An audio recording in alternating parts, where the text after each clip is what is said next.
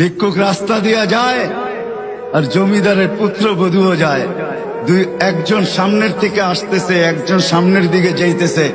দুইজনের ক্রসিং এর সময় ভিক্ষুকের গায়ের কাদা জমিদারের পুত্রবধূর গায়ে লেগে গেছে।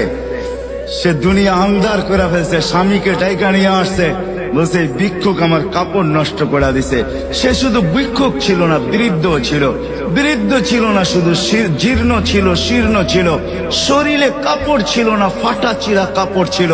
পায়ে জুতা ছিল না, পেটে ভাত ছিল না। জমিদারের পুত্র সইতে পারে নাই, যৌবনী শক্তি সয়তো সয় কি কইরা তার স্ত্রীর গায়ে ভিক্ষুকের কাদা। বস সমগ্র শক্তিকে হাতে একত্র করা বৃদ্ধের গালে বসায়।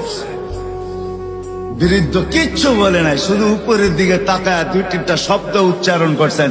শব্দগুলা হলো ইয়া মাল্লা তারা হলো ওয়ুন, ও আল্লাহ চোখে দেখা যায় না। ও তারা কুল্লা শাই, তুই সব দেখিস।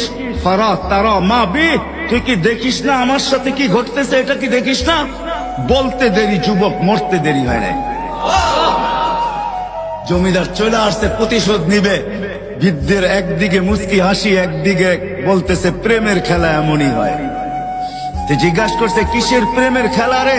বলছে ওর প্রেমিকার গায়ে আমার কাদা লাগছে, পায়ের কাদা লাগছে, ও সইতে পারে নাই।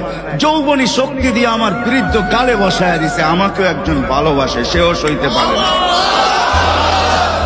সেও সইতে পারে না। ও তো থাপ্পড় দিয়া খেন করছে, জান নিয়ে নিছে, জান।